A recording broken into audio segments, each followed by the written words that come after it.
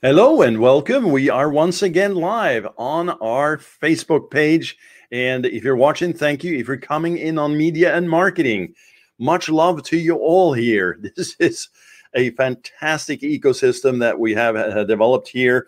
And of course, using the technology of StreamYard, which you haven't used it. It's awesome. This tool here where we can share screens. We can obviously broadcast live to Facebook, create interviews. We have many of those actually on our broadcasts. But today, we're going to share something really cool, something super simple in terms of presenting the list, but somewhat complex as we sort of dig in. Now, I'm not going to dig into all these items here today, because that's going to basically be a 3-day workshop. But what I will do is I'm going to share with you the essential pieces to what goes into what we call the priority audit list for search engine optimization, SEO. And again, top level views here, but very excited to share this because if you're not familiar with it, or if you're working with perhaps an agency or an outside vendor to help you with this, these are great questions to ask. What's going on with the architecture? What's going on with the internal links? What else should we be doing with videos, etc.? And we're talking about SEO here. And it's going to affect your search engine traffic, so organic traffic. And we're talking about rankings. So it's going to lift that up and create authority and trust signals all across the board, from search engines, obviously, Google being the center at that, YouTube, the second largest search engine owned by Google, but also other search engines like Bing. And I mean, do I have to mention Yahoo? No, we're just going to go with Google and Bing. Well, all of that. There's also third-party search engines out there as well. But all of this love that you're creating at the top here establishes indicators and signals to the search engines to not only spider good content and appropriate architectures and signals that really just elevate all of that sort of goodness, the equity, if you will, the entire sort of ecosystem of yours up into the high rankings of search engines. So this is the SEO priority audit list that you cannot miss. And before I dig in, just a quick pitch here. If you'd like to learn more, just go to chaosmap.com and click the big old green button at the top there. And you can send us a request and specify what your needs might be. So that's chaosmap.com. Happy to jump on a call there with you. And so what we're looking at here, and for you all that are listening in, we have displayed our process map on the right-hand side for how we deal with SEO, sort of starting from really that initial research and goal setting, but also moving into technical analysis, keyword, topical research, competitive analysis, market benchmarking, huge, right? On-page optimization, all the things that go into actually tuning things you control within the HTML code, right? HTML and scripts. Promotional strategies, of course, anything that you do needs to have a promotional strategy backed behind it. The common thought is, hey, if I just do this right and I get my keywords and content set up correctly and I get some links over to it, it'll do what it'll do. Well, yes, technically that is true, but it'll take a while, right? So you need to back it up with promotional strategies, and that includes social as well. So this goes into a broader discussion, of course. And then, of course, ultimately, anything that you look at needs to be verified, and you get that through reporting and the details within, your dashboards, making sure you understand the metrics and the KPIs are in line with your goals, and that you keep refining and tuning your campaigns based on all this data. And by the way, that data is not just all, goal-based, meaning, monetary. This also includes, things like what's happening within the Google Webmaster Controls, the consoles there, the Search Console, right? What's happening with backlinks? There's many metrics there that you need to look at so you can keep refining and tuning. And then, of course, final piece we have to wrap this all into our 360 view is consulting and support. Okay, so let's dive in here. Again, I want to give you that top level view so you understand what to look for, what to ask for. And if there's elements of this that, you realize, hey, we probably haven't addressed it, well, then that's an action item for you. So that's my, hope for you that you get that takeaway. Pardon me. So let's dive in. Content at the center. It's really the first on the list. Makes sense. Super important, obviously. Anything you do without content is not going to make sense. And content is defined in many ways, but in the search engine land, it is really all about, text, right? So what Google and the spiders really can just suck up and gobble at all day long, right? We're going to talk about videos and images here in a second, but really content is a full-featured, piece, or pieces, I should say, that search engines can spider and store in their databases. Content at the top. And crawl, right? So now we're getting a little bit into the technical aspects. I mentioned Google Webmaster Console here. We want to be able to make sure that all the crawl metrics and the crawling aspects of your websites are falling in line with what you would expect. And it's not just, hey, are we being picked up by search engines? And Google, of course, we talk about that all day long. Are we being picked up? Meaning, are we being spidered? Are we being indexed? But this is where you get into page speed. You get into crawl efficiency. You can start looking at issues where, maybe you're spotting, patterns in duplicate content, etc. I'm not going too deep on this here. I just want you to know that if you want to learn how the search engines, specifically Google, I'm just going to go with Google for now. This is all we need, right? Is you need a webmaster control or console set up, and that's google.com/webmasters, and that is renamed to the Search Console. Sitemap, same thing. That tool is really a diagnostics tool to sort of feel the blood pressure on you. That is your website.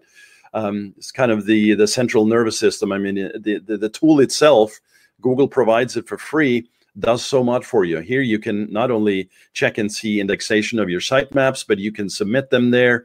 It's a great practice, obviously, and you can create those XML sitemaps through manual work, through custom tools, and make sure you submit it. Same with robots.txt. Highly powerful, feature or tool to include or exclude pages that you may want to include or exclude, but also it is considered a best practice to make sure you have this deployed correctly, and also that you know how to use it. So what's common here with robots.txt is you apply it on your dev site, but you disallow all pages to be spidered, right? Because you don't want your dev site and your production site to actually deploy multiple pieces of content, and duplication and confusion arises. Canonicalization, can barely say that, man, every time. Basically, this is the idea that you have unique URLs that are referenced at the core, at the source, at the root, and you can use this both through obviously developing and deploying a architecture that makes sense out the gate, so you do it correctly. But often what we see is we go in and we look at sites where it's a mess, and that's the technical term for basically you have pages everywhere that you're saying content A really is content B is really content A, mixing and pointing, mixing and matching. You need to get this set up right and make sure that there's just one true source for that particular asset. Architecture is just a fancy word for navigation. Yes, it gets a little more involved than just slapping up a navigational menu.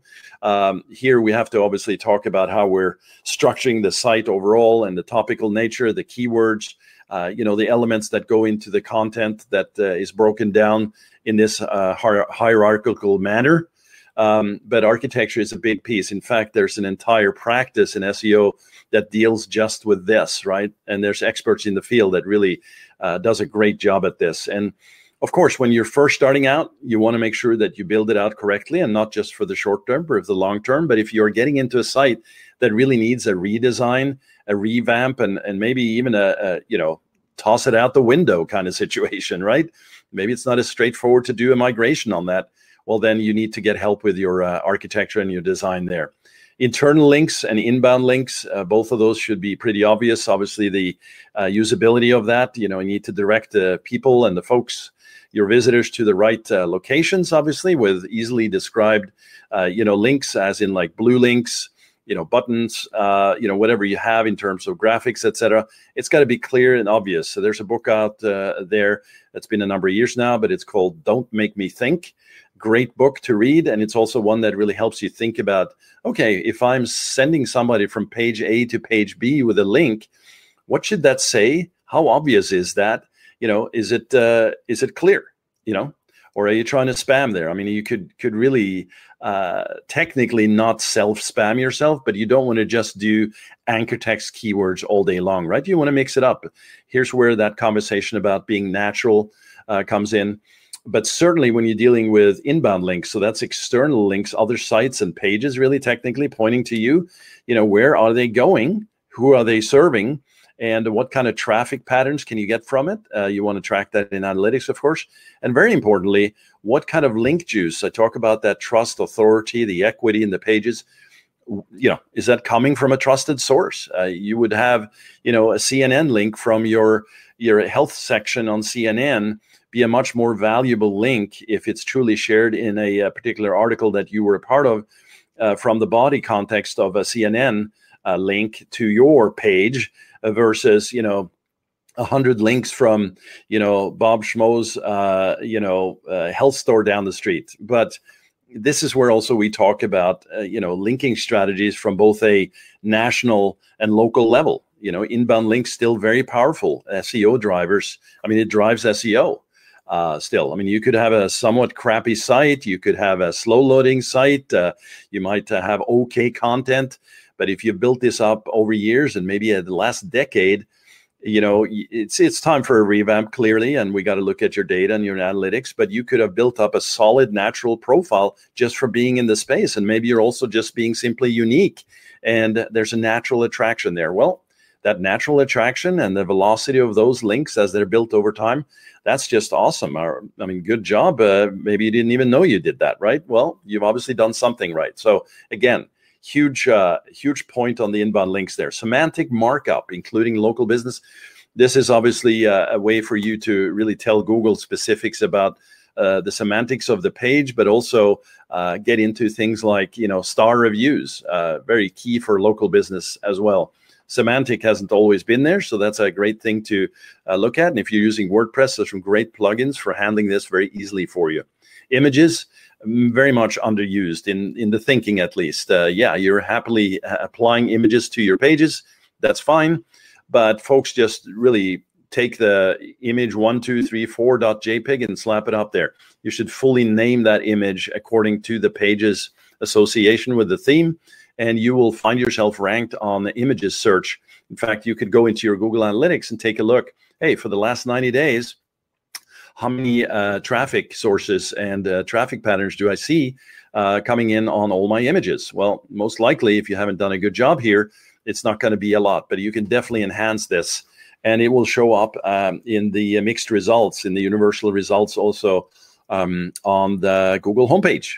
Organic search. Video, clearly huge, both for engagement and also for search. YouTube, of course, being number 2 search engine, as I mentioned, but embedding links and providing links back to YouTube and otherwise internal linking, all of that matters. Making sure that your description of the videos are clear and concise, the meta tags, etc. All of that needs to be built in, and that's really the true. It's really the truth for the next two, which are titles and meta descriptions. Just thinking about this in anything you do. So if you're deploying a video, your first question is, okay, what is the combination that I should use of, descriptor, kind of like emotional triggers to have somebody watch it, as well as combining keywords in there, right? So what do you favor? In the past, it used to be just make sure you get the keywords in there, man. Maybe do a couple of variations of them. Now, what you do is you would almost favor the user and the expectation of the user in terms of drawing them in rather than just thinking keywords, right? But that's where, as you saw the map that we have over here on the right-hand side, this is where the research is key to getting this going, right? So combination of research and also understanding your audience, and of course, goal setting. What are those keywords that you're trying to go for, and how do you write those titles, and then building out the meta descriptions. They're like mini ads in organic results, right? So you can not only just, say something like call us today, but really write a full featured mini ad so it shows up with a clear call to action. It has the keywords in there just for elevation of not rankings, but for elevation of impression, so that folks see it more easily. And of course, meta descriptions just really helps with engagement. Site speed, shouldn't even mention it, but I have it on here clearly because you kind of forget it. That's where we see, at least. We mentioned side speed, and we do some tests. The GT Metrics is a great tool, gtmetrics.com. And if you have a good developer already in place, this will not be an issue because they will have handled this for you. But if you have an older site, you may have some huge images out there that are taking forever to load. Now, for you, it may not appear that it takes forever. That's a technical term. It's just because it's cached, and so it seems to run fine. And lo and behold, you didn't know that so many of these pages are loading slow. And of course, you can run a tool like gtmetrics.com, but you can also see it inside Google Analytics. There's a time report there as well. So mobile, clearly want to make sure that any and all of these websites are mobile friendly, that they render fast, that there's basically a responsive web design is what I'm trying to say here. That it may look good on desktop, but it looks jumbled up and corny on mobile. Google has some great tools here as well, so you can just type in mobile compatibility Google, mobile speed, site speed. There's a couple of tools there that kind of combine these, so you can use that as well. And social, really at the very end here, we're talking about just being in the social ecosystems out there, making sure that you have those social icons typically in the footer of your website, and that they're actually accessible, that the links work, that they're not broken, and also that you have tagged your pages correctly, so that like for instance, Facebook has the open graph, right? So you have everything set up correctly, that if people share your content, it doesn't just show up with your title and meta tag, but it has a full featured picture in there that really speaks to that audience, that creates engagement, emotional triggers to take action and make it shareable and likable out in the marketplace. And of course, all of these, as I said, I'm going quick here today, have a lot of sub bullets or sub points to them, and we've built out entire processes for each one of these, and they fall into the audit though in terms of calling these out, because some of them you will done a great job, and I'm sure of it, because that's how good you are, right? You know how to do some of this stuff, maybe all of it, but there are going to be areas here where it is not good, and you're missing opportunities for exposure and for traffic and for sales. And that's what it's really all about, guys and gals, isn't it? So let me just end here on a positive note and say thank you. Thank you for enjoying and sharing and liking. I've been getting some great feedback on the podcast as well. And hey, if you have a moment, head on over to, if you're listening to it on iTunes, subscribe there. And I'd love to hear a review as well. An honest review, I'll take it all day long. All right. So if you have any questions here, just go to www.chaosmap.com. That's CHAOSMAP.com. This is Jan here. I am leaving to go to a meeting right now, but this has been the SEO Priority Audit List. And thank you once again. We'll see you on the next broadcast. Later, guys and gals.